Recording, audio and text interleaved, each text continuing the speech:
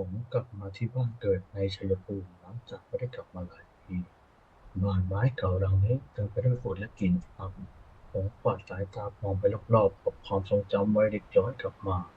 แต่มันก็มีบางอย่างที่ทำให้ผมรู้สึกแปลกๆเหมือนมีใครบางคนมองอยู่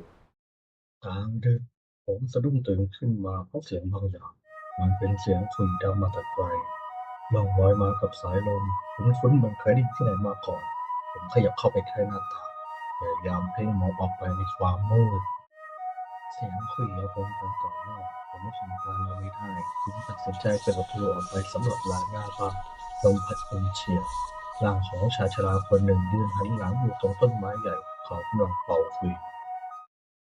ลุงมาทำอะไรดึกๆครับผมถามออกไปด้วยความหวาดระแวงแต่แทนที่เขาจะตอบเขาหยุดเป่าคุยแล้วค่อยๆหันหน้ากลับมาดวงตาเขาลึกโบดำสนิทเลือดไหลซิบออกจากเบ้าตา ก้าวถอยหลังจนเกือบล้มขณะที่เสียงขลุ่ยเริ่มเป่าขึ้นอีกครั้งเขาวนี้ไม่ใช่ทำนองเดิมแต่เป็นเสียงที่แปลกประหลาดเหมือนกับมีบางอย่างกระซิบแทรกเข้ามาร่างชายชราเริ่มเดินเข้ามาหาผมช้าๆขณะที่เงามืดๆคอยขยายออกตัวเขาผมทำได้แค่หันหลังแล้ววิ่งสุดชีวิตผมไม่รู้เลยว่าตัวเองวิ่งออกมาถึงไหนหัวใจเต้นแรงแทบระเบิดสุดท้ายก็เจอถนนสายหลักของหมู่บ้าน ผมหันกลับไปไม่มีใครอยู่ตรงนั้นไม่มีชายแก่ไม่มีคุยไม่มีเงาด